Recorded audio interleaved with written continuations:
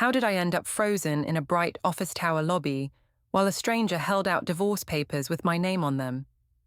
Why did my husband look at his best friend, nod once, and thank him like this was a business meeting, not our life? What kind of revenge ends with me holding a legal order that starts today? My name is Araminta Vail, but most people call me Mint. I was 34, and I worked as an HR coordinator at a shipping company with bright lights and long weeks. I liked order at work. At home, I liked control. That morning started like many mornings. The kitchen smelled like coffee, but it did not feel warm. 2 mugs sat on the counter with space between them, like they did not know each other anymore. Ethan stood by the sink, quiet and clean, in a shirt that always looked pressed. He asked why I posted that joke about him last night. He said it made him feel small. I told him it was only humor. I said couples should laugh. I said he always took things too hard. He asked if I would take it down. I said I would not, because I was not going to let him police me. He looked at me like he wanted to argue, but he did not. He only nodded once, slow, like he was saving something inside his chest. I hate that kind of calm. It makes me feel like I am the messy one. So I pushed. I asked why he acted like a victim all the time. I said I was the one working and carrying the mental load. He asked what he could do better. I said he should stop being so cold. The kids came in, still sleepy. Noah asked if he could have cereal. Mila asked if I could braid her hair. Ethan did the cereal without a word. I did Mila's braid fast and tight, then I kissed her head and told her to go find her shoes. I could feel Ethan watching, like he was measuring the air. In the driveway, Ethan held the car door for the kids. He asked if we could talk later without them. He said he did not want them to hear tension. I said he was making everything serious on purpose. I said he liked to turn normal life into a trial. He asked if I could please stop calling it a trial. I said he should stop acting like a judge. On the drive, the kids talked about school projects. Ethan kept his eyes on the road. He did not correct me when I said something sharp. That bothered me more than any argument. I wanted him to snap, to prove my story. If he snapped, I could show everyone.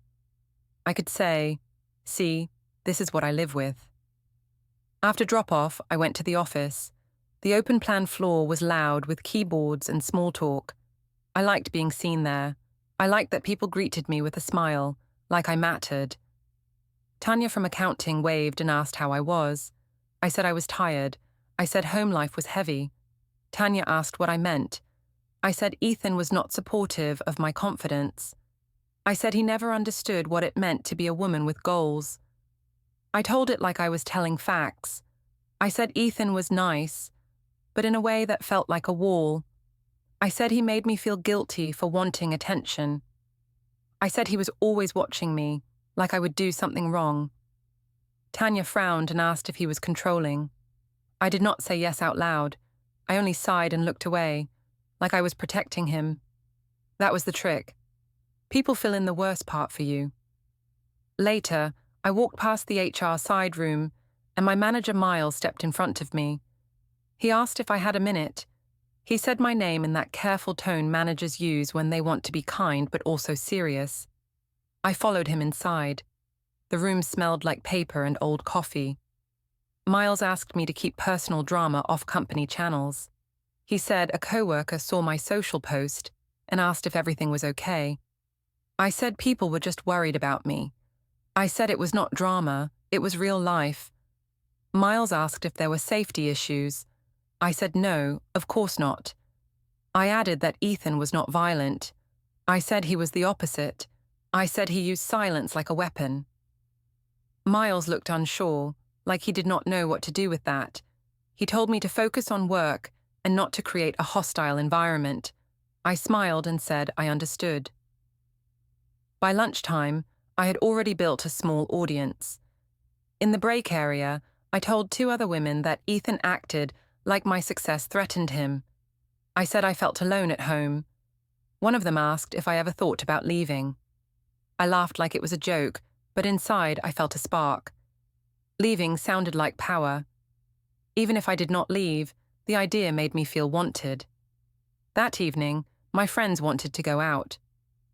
We met at a rooftop bar downtown with string lights and loud music that made you lean close to talk. I dressed like I wanted to be noticed. I told myself it was self-care. I told myself Ethan would not understand it anyway. Tanya was there, and my sister Kayla came too. Kayla asked how things were at home. I said Ethan was being difficult again. I said he was acting like a monk and expecting me to be one too. Kayla laughed and said I deserved fun. She said Ethan should be grateful to have me. My friends nodded like a choir. I started telling stories. I said Ethan complained about small things. I said he always wanted to talk instead of living. I said he had no romance. I said he treated affection like a schedule. People laughed, and I let them. I did not stop it. I did not defend him. I told myself I was only being honest. I told myself he should learn. After a while, I took my phone out to check the time. I saw a message from Ethan asking when I wanted to be picked up. He said he could come at 10. I did not answer right away. I wanted him to wait. I wanted him to feel my absence. I wanted him to feel scared of losing me. When I finally texted, I told him to come at 10. I added a smiling face, like everything was fine. Then I went back to my friends and said Ethan was probably sulking at home. I said he liked to act hurt for attention. Tanya's smile was smaller this time. At 10, Ethan arrived. He did not come up to the bar at first. He texted that he was outside. I made him wait 5 more minutes because I could. When I walked down to the curb, the cold air hit my face. Ethan stood by the car with his hands in his pockets. He asked if I had fun. I said yes. I asked why he looked like that. He said he felt embarrassed by what he heard earlier because someone at the bar recognized us and repeated my joke to him. I acted surprised. I said he must have misunderstood. I said people twist things. He asked if I really meant what I said. I said I was just venting. I said I could not even talk without him making it a problem. He asked why I needed to vent in public. I said because he never listened at home. On the ride back, the streetlight slid across his face in slow flashes. His jaw stayed tight, but his voice stayed calm. He asked if I wanted to hurt him. I said I wanted him to wake up. I said respect follows results, and I had results. I said he should try harder. At home, the kids were asleep. The house felt too quiet. Ethan walked to the counter and picked up his phone. The screen lit up, and I saw a calendar reminder pop up. It only said downtown 11:20 a.m. Ethan turned the screen down fast, like he did not want me to see it. I asked what it was.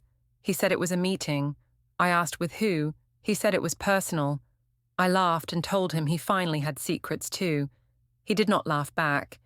He put the phone in his pocket, then walked past me toward the hallway. I watched him go and told myself I was still in control.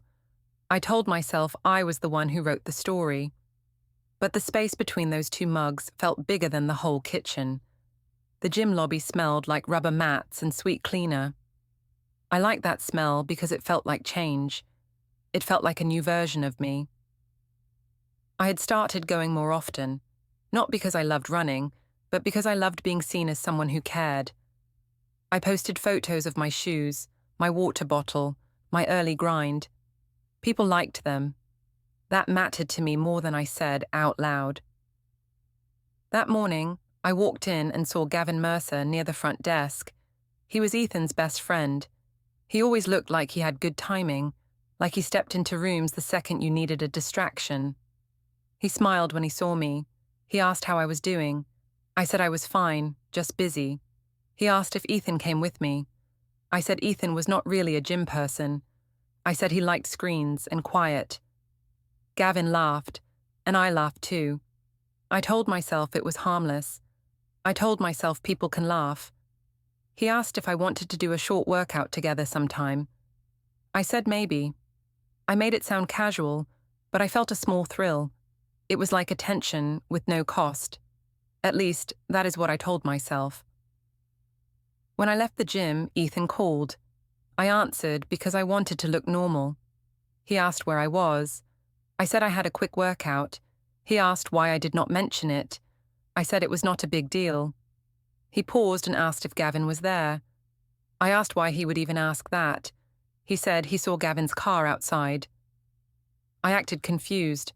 I said Gavin probably goes there too. I said Ethan was reading signs like they were warnings. Ethan asked if I could keep some space from Gavin. He said it was simple.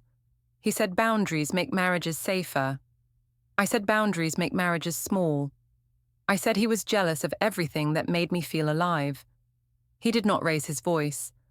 That annoyed me. He said he did not want to fight, and he only wanted clarity. I said clarity was just another word for control.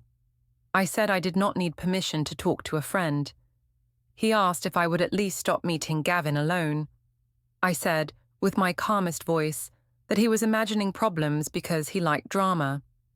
Then I ended the call first, like that was a win. On the way home, I stopped at the supermarket. It was late morning, and the store was half empty, with bright lights that made everyone look tired. I grabbed a few things for dinner and snacks for the kids.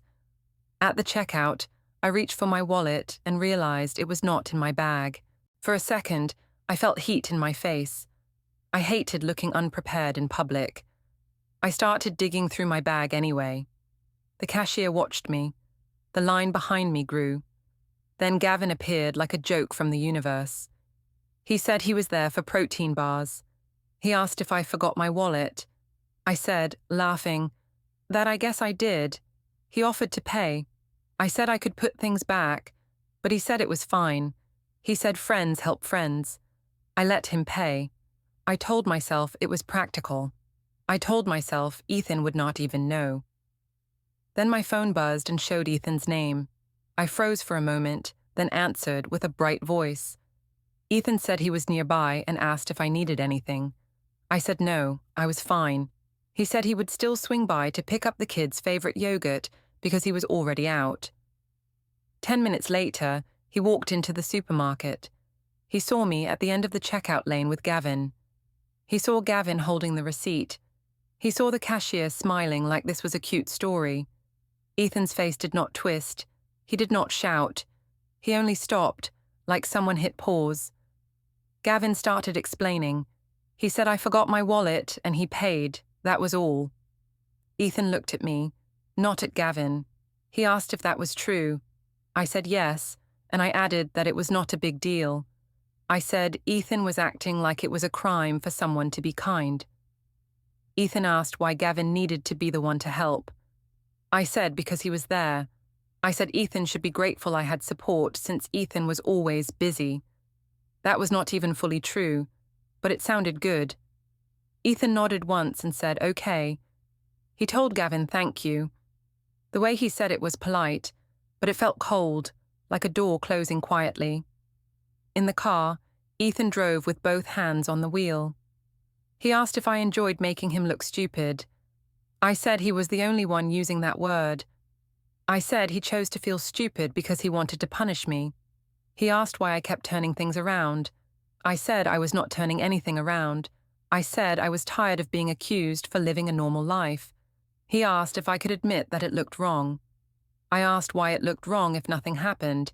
He said trust is not only about what happened, it is also about what you invite. I said that sounded like a rule book. I said love should not be a rule book. He said he was asking for respect. I said respect is earned, and he had not been earning it lately. That night we met my family for dinner, at a restaurant with booths and warm bread baskets. My mother, Denise, sat close to Kayla like they were a team. My dad, Robert, sat across from me and looked tired before we even started. Ethan came with us because the kids wanted him there. He smiled for them. He kept his shoulders straight. During dinner, Kayla asked, in her loud voice, how things were going at home. I said Ethan had been distant. My mum said a husband should adore his wife, not watch her like a security camera. I laughed too hard at that. Ethan's hand paused over his water glass. I kept talking. I said Ethan made everything heavy. I said he did not know how to be romantic. I said he treated my feelings like a problem to solve, not a person to love. I said it with that soft tone people use when they want to look reasonable. I could feel my mom nodding beside me, like a witness. Ethan asked quietly if we could not do this at the table. I said I was not doing anything. I said I was only answering a question. Kayla said Ethan was too sensitive. My mum said he needed to stop sulking. My dad told everyone to calm down, but his voice was small in the noise. In the parking lot after dinner, Ethan walked ahead with the kids. I followed, still buzzing from the attention. In the car, Ethan asked why I spoke about him like that. I said he embarrassed me first, with his jealous mood.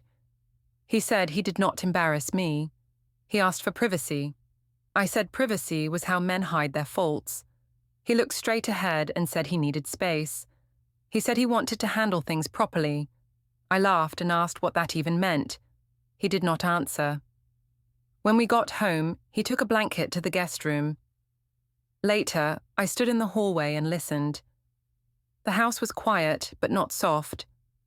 From behind the guest room door, I heard a low, steady sound. It was like a shredder working through paper. Then it stopped. A moment later, the door clicked, like a lock catching. I walked back to my room and told myself it was nothing, but my stomach stayed tight, like it knew better. The next morning, the house felt like a waiting room. Ethan moved around me without touching me. He made lunches with the same careful hands, like he was packing supplies for a trip. I watched him and told myself he was doing it for attention. I told myself he wanted me to ask what he was planning. At the school pickup line, cars sat close like a slow train. Parents leaned out windows and waved. I liked this place because it was public. People saw me here. People saw me as a good mom, even if they did not know the full story. Mila climbed into the back seat first and asked why Dad did not come inside with us anymore. She said she missed when he carried her backpack. I said Dad was busy and tired. I said he was choosing distance because he liked to be dramatic. Noah got in last, quiet, and he stared at his hands. He asked if we were in trouble. I asked why he would say that. He said he heard me and Dad talk at night. I said adults have stress. I said it did not mean anything. Then I added, too fast, that Dad was being difficult lately. Noah nodded, but his face did not relax. At the playground nearby, we stayed for a short time. The kids ran, and I sat on a bench with Tanya. Tanya asked if things got better after dinner with my family. I said no. I said Ethan slept in the guest room like he wanted to punish me. I said he was acting like a saint so everyone would feel sorry for him. Tanya asked if I thought I might be crossing a line with the jokes. I said jokes are not a crime. I said Ethan acted weak and then blamed me for seeing it. Tanya looked at me for a long second. She asked if I wanted the marriage to end. I said no, of course not. I said I wanted him to change. I said he needed to fight for me. Tanya said fighting is not always love. I told her she did not understand my marriage. I said she only saw the calm part, not the pressure I lived with. I said a woman can only take so much coldness. That afternoon, I stayed at work later than I needed to. I did not even have urgent tasks. I just did not want to go home to silence. In the parking garage, the lights buzzed overhead. I walked fast to my car, scrolling my phone like I was busy. Then I saw Gavin near his car 2 rows over. He raised a hand like it was normal. He asked if I was okay. I said I was fine, just tired. He asked if Ethan was still being distant. I said yes, and I let my voice sound sad. Gavin offered to walk me to my car. I said he did not need to, but I let him anyway. I told myself it was safe because it was a public garage. I told myself it was only a few steps. He asked if I ever felt unseen in my marriage. I said yes. I said Ethan loved rules more than he loved me. Gavin said I deserved to feel wanted. I laughed like it was silly, but inside I felt something sharp and bright. My phone rang. It was Ethan. I stared at the screen and did not answer right away. Gavin looked at it and did not say anything. I let it ring until it stopped. I told myself I was setting a boundary. I told myself Ethan needed to learn. Then I texted Ethan that I was finishing work, and I added that the kids were fine. I made it sound like he was interrupting me. When I drove home, I practiced my story. I planned to say the garage was busy and my phone was on silent. I planned to say I was stressed. I planned to say Ethan always assumed the worst. The words felt smooth in my head. At home, Ethan was in the kitchen. He asked where I was. I said work ran late. He asked if I could show him the time on my badge or my system log. His voice was calm, like he was asking about a package delivery. I felt insulted. I said he was interrogating me. I said he was acting controlling again. He said he was trying to understand. I said understanding was not his real goal. I said his real goal was to make me feel guilty. He looked at my phone and asked who I was with. I said no one. He asked why my phone showed a missed call and then a long gap before my text. I said reception was bad. He did not argue. He only nodded, and that nod made me feel like he did not believe me. That weekend, our friends hosted a backyard gathering. It was one of those afternoons with music, food, and too many plastic cups. People stood in groups and talked loud, like they were competing to be heard. I arrived with the kids and acted cheerful. Ethan came later because he said he had errands. I told myself he did that on purpose to look responsible. When Ethan arrived, he greeted people politely. He kept his hands busy, helping with chairs and plates. I watched him and felt annoyed. He looked too good. He looked like the kind of man people trust. So I made it my stage. I gathered with Tanya, Kayla, and a few others near the patio. Someone joked about relationships. Kayla said women should never shrink for a man. I lifted my cup and said we should toast to women who refuse to shrink. People cheered. I talked about support and freedom and not being owned. I did not say Ethan's name at first, but I looked in his direction. I let people connect the dots. A few people laughed and asked if my husband was strict. I smiled and said he was structured. I said he treated emotions like a schedule. I said he acted hurt when I wanted attention. Tanya's laugh sounded thin. One woman asked if Ethan ever yelled. I said no, not really. Then I added that silence can be louder than yelling. People nodded like they learned something deep. Ethan stood at the edge of the yard. He did not come over to correct me. He did not stop me. That made my skin crawl. I wanted him to pull me aside and beg me to stop. I wanted him to make a scene so I could point and say, "See?" But he only watched for a moment, then turned away and spoke to the host like nothing was happening. Later, when people started dancing near the speakers, I checked my phone. A message from Gavin popped up on my screen. The preview line said, he could help me feel wanted tonight. My heart jumped, and I felt both proud and scared. I locked the screen fast, but it was too late. Ethan walked past behind me at that exact moment. His eyes flicked down, then up. He did not slow down. He did not ask in front of people. He did not change his face. He took his keys from the counter and told the host he needed to leave early. He thanked them for having us. He told the kids it was time to go. His voice stayed even, like he was reading a simple plan. I followed him to the driveway and asked what his problem was now. He said we would talk later. I said he was running away again. He said he was choosing peace. In the car ride home, the kids fell asleep fast. The road noise filled the space between us. Ethan did not accuse me. He did not threaten me. He only asked, very quietly, if I understood what I was doing to our family. I said he was being dramatic. I said he was the one who pushed me away first.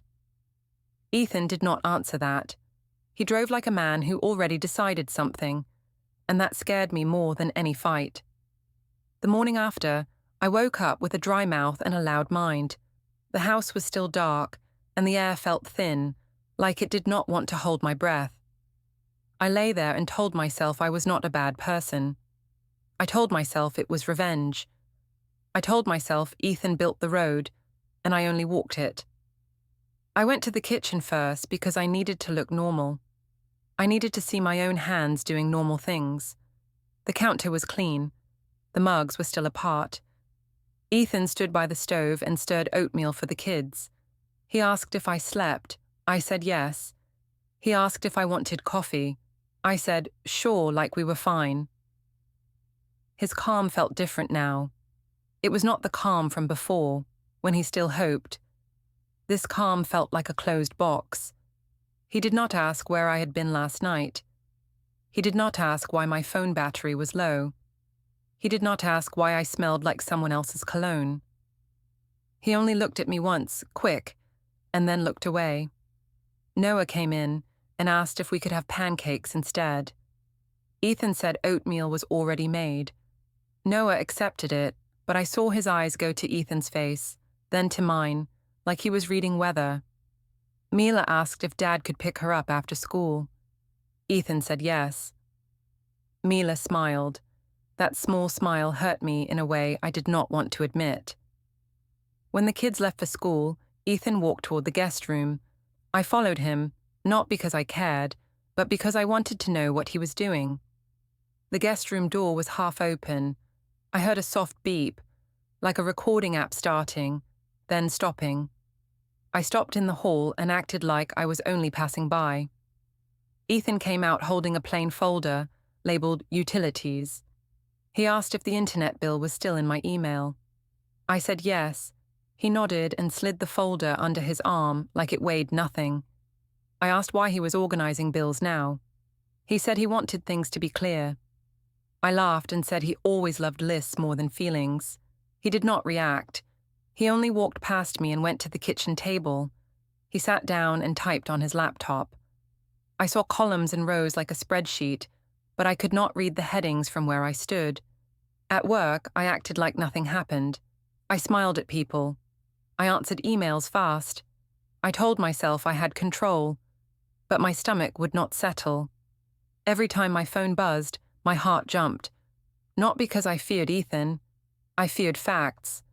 Around midday, Gavin messaged me and asked if I was okay. I told him I was fine. I told him it was simple, just two adults who felt pushed too far. He said he did not want to ruin anything. I told him the marriage was already cracked. I told him I was only taking what I deserved. He suggested we meet to talk. I picked a co-working cafe across town, the kind with quiet music and people staring at laptops. I chose it because it looked clean and safe, like nothing bad could happen there. When I arrived, Gavin was already sitting with 2 coffees. He asked if Ethan knew. I said no. I said Ethan did not even notice me anymore. That was not fully true, but it felt true when I said it. Gavin said he felt guilty. I told him guilt was useless. I said Ethan had made me lonely, and loneliness makes people do what they need to do. Gavin asked what I wanted now. I said I wanted Ethan to wake up. I said I wanted him to see I had options. Gavin said Ethan would be hurt. I said Ethan did not get to play hurt when he had been cold for months. Gavin asked if we should stop. I said we could be careful. I said nobody needed to know. I said it was not even a real relationship, just a lesson. When I said it, I felt strong again, like I could label anything, and it would become true. After the cafe, I sat in my car for a few minutes and watched people walk by with their small, calm lives. Ethan texted me then. He did not ask where I was. He only asked what time I would be home, and if I could confirm the kids' pickup plan for the week. The message read like a work email. That stung. I wanted him to be jealous. I wanted him to beg. Instead, he sounded like a man moving furniture out of a room without touching the walls. I drove home and tried to rehearse my face. I tried to look like a wife who did nothing wrong. I told myself that if I looked normal, I would be normal. But when I walked in, Ethan barely looked up. He asked if I could sign a school form that Noah needed. I said yes. He placed it on the counter with a pen, like a simple task. No speech, no anger, nothing I could fight. Later that week, my mother called and said her friend had a minor surgery. She said we should visit in the hospital cafeteria because it would lift spirits. I went with Kayla. Ethan did not come. I told myself he stayed away because he was embarrassed, but I also knew he stayed away because he did not want to sit in a room where my family judged him. The hospital cafeteria was bright and cold, with trays clattering and people talking in low voices. My mother said Ethan had no warmth. Kayla said a real man would chase his wife, not retreat. I agreed too fast. I said Ethan acted like a robot. I said I felt alone. I made it sound sad, like I was a victim of neglect. My dad met us there for a few minutes. He asked if the kids were okay. I said they were fine. He asked if Ethan was okay. That question made me angry. I said Ethan was choosing this. My dad said we should stop making everything public. I said I had the right to speak. He looked down at his hands, like he did not want to argue with me in a hospital. That night at home, I noticed small changes. Ethan had moved his phone charger to the guest room. He had his own towel in the bathroom. 2 separate mugs were now in 2 separate cabinets. It was like he was training himself not to reach for my side of life. I walked into the living room and saw the shared tablet on the couch. The kids used it for games. The screen lit up, and a password prompt appeared. I tried the usual code. It did not work. Ethan came in and saw me holding it. He said he set a password for kid safety. I said it was weird. He said it was normal. He did not raise his voice. He did not explain further. I stared at the locked screen longer than I should have. I felt heat rise in my face, not because of the tablet, but because I could feel the line moving. Ethan was building something I could not enter. Later, I went to the closet and reached for our paperwork binder without thinking. It was not where it usually sat. I looked again, slower. Then I saw it on a higher shelf, turned sideways like it was hiding. I told myself I was imagining things. I told myself Ethan was just tidying. But my hands shook a little anyway. When I finally went to bed, the house was quiet, but it did not feel calm. It felt like someone had started a timer I could not see. I lay in the dark and tried to convince myself I still had control. I told myself I was justified. I told myself revenge is not wrong when you are pushed. But the truth was simple, even if I did not want it. I had crossed a line, and Ethan was acting like a man who had already measured the distance to the door. At work the next day, I tried to act steady. I put on my calm face and my clean blazer. I told myself I was still the reasonable one. If I stayed polished, people would believe me. Miles messaged me and asked if I could step into the HR side room, the same small room with the paper smell. He closed the door gently and asked if everything was okay at home. He said a few co-workers noticed my posts and my mood. He said someone complained that my personal problems were spilling into the office. I smiled like he was being silly. I told him I was fine. I said I was only being honest on my own page. He asked if I posted during work hours. I said maybe once, but it was during a break. He said the company did not want public drama connected to staff. I said that sounded unfair. I said women always get punished for telling the truth. Miles asked if I felt unsafe. I said no. I said Ethan never yelled. I added that he was not the type. I said he used calm words to make me feel crazy. Miles looked confused, like he wanted clear categories, and I was giving fog. He asked me to stop using the office as a stage. I told him I did not have a stage. I said I only had my life. When I left the room, I walked past 2 co-workers who went quiet when they saw me. I caught a few words, not all of them. One person said Ethan seemed too calm. Another said, calm men can be scary. I held on to that sentence like a prize. Calm men can be scary. That meant my story could still work. At lunch, Tanya sat with me, but did not lean in like before. She asked how the kids were doing. I said they were fine. I said Noah was sensitive because Ethan was making tension. Tanya asked if I thought I was making tension too. I stared at her and asked why she would say that. She said she was only worried. I told her worry was not the same as judgment, and she was starting to judge me. Tanya said she did not want to pick sides. I told her that staying neutral always helps the person with power. After work, I went to my car and sat for a moment with my hands on the steering wheel. I watched people walk out of the building like they had simple lives. I opened my phone and scrolled my own posts, checking comments like they were votes. I had written a vague line about emotional neglect and being punished with silence. People left hearts and sad faces. Kayla commented that I deserved better. My mother commented that some men do not know what they have. I felt warm in my chest, like applause. When I got home, the driveway looked normal, but Ethan's car was parked closer to the street than usual. I noticed small things now: the angle of a car, a door that closed softer, a light turned off earlier. Ethan was outside, checking the kids' car seats. He tightened straps and adjusted the clips with calm focus. He asked what time I would be home tomorrow. I said I did not know.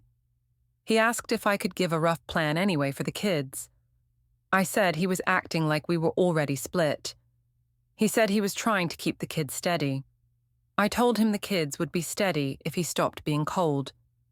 He asked if we could talk without blaming.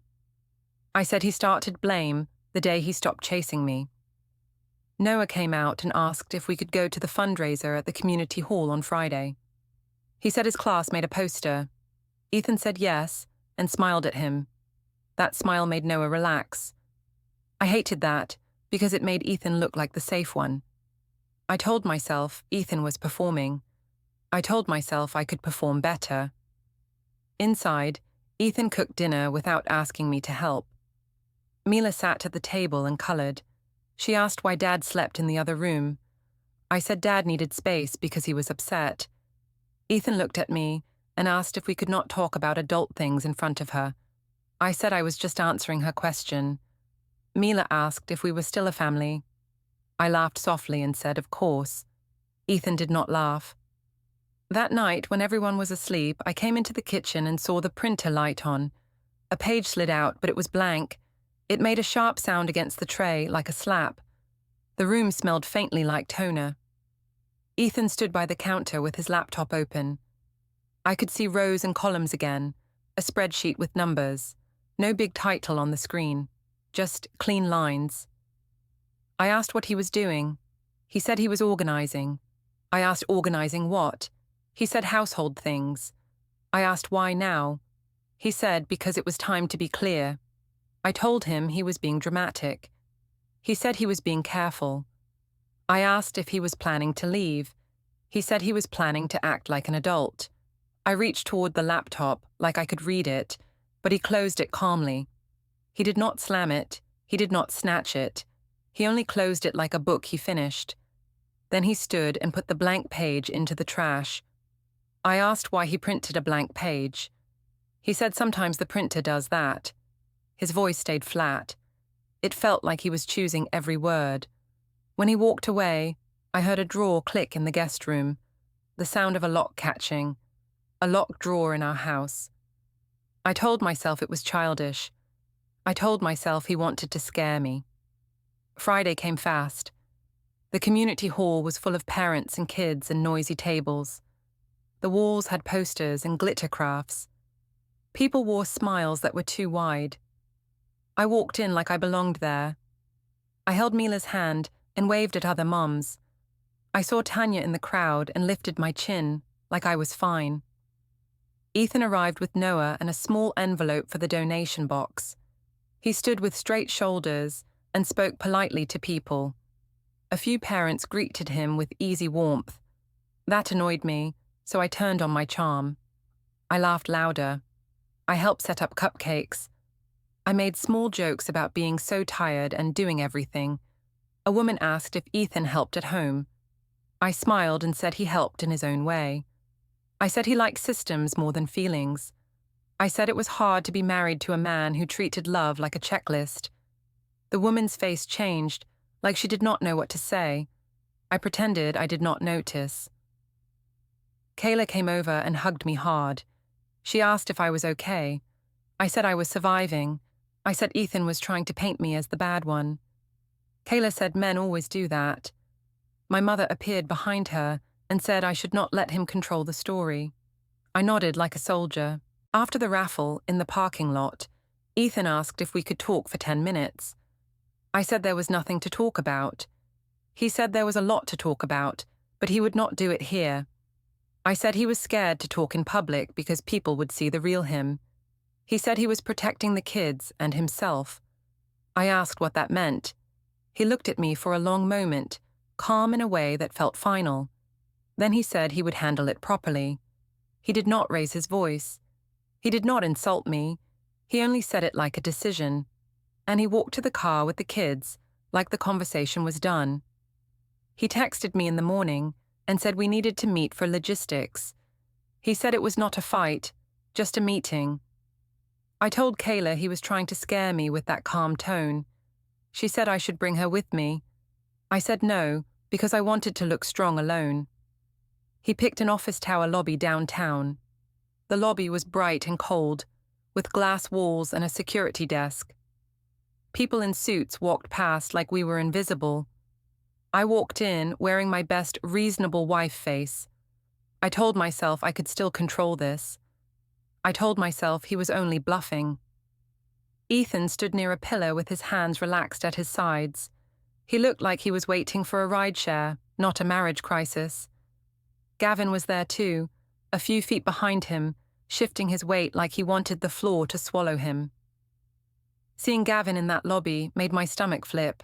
I told myself it was fine. I told myself Ethan brought him to shame me, and shame is still a kind of attention. Ethan asked if I was ready to hear the plan for the kids' week. I said yes, but I added that we should talk at home like adults. He said he would not talk at home about this anymore.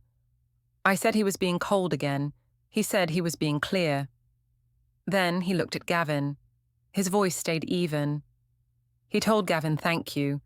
He said he appreciated Gavin being honest and cooperating. He said it would make the process clean. Gavin's face went pale. Gavin said he was sorry. Ethan did not react to the apology. He only nodded once, like he was closing a file. I felt my cheeks burn. I asked Ethan what game he was playing. I said he was using his friend like a weapon. Ethan said he was not playing a game. He said he was ending one. A woman in a plain blazer walked toward us with a folder. She stopped in front of me and asked my name.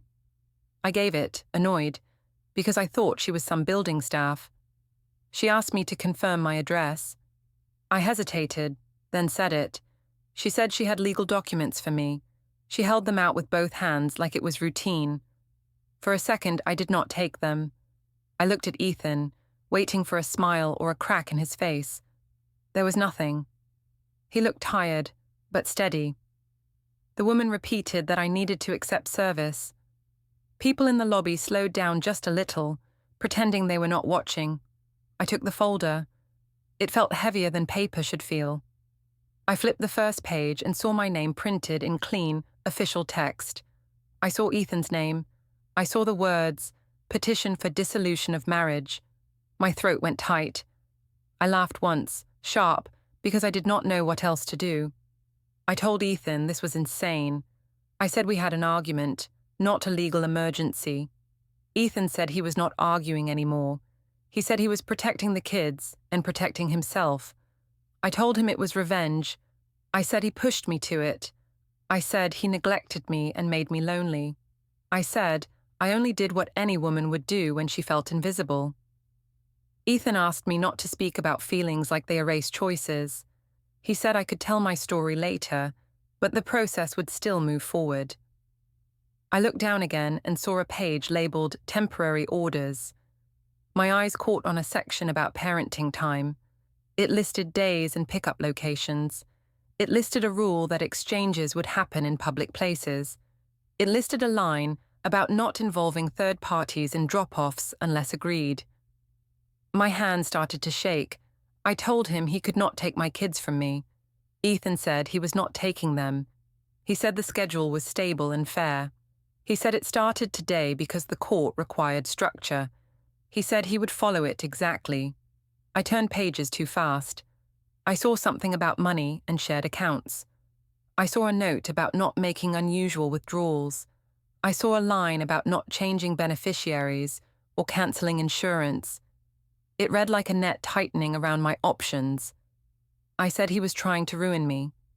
Ethan said he was trying to stop chaos. I said he was acting like a robot again. He said being calm was the only safe way now. Gavin finally spoke, quiet. He said he never wanted this outcome. I snapped at him and asked why he was even there. He said Ethan asked him to come and confirm what happened, and he did. I wanted to say it was not like that. I wanted to say it was only a lesson. But my mouth felt dry, and the pages in my hands felt like they could speak without me. I tried one more angle. I told Ethan he would look cruel. I said people would think he was punishing his wife for being human. Ethan said he was not managing opinions anymore. He said he was managing facts. He pointed to the last page and asked me to read the start date. I looked, and the words blurred for a moment. Then they cleared. The temporary orders were effective immediately. I stood in that lobby with strangers walking past, holding a folder that had turned my private mess into a public record, and I understood that my story did not matter as much as those printed lines.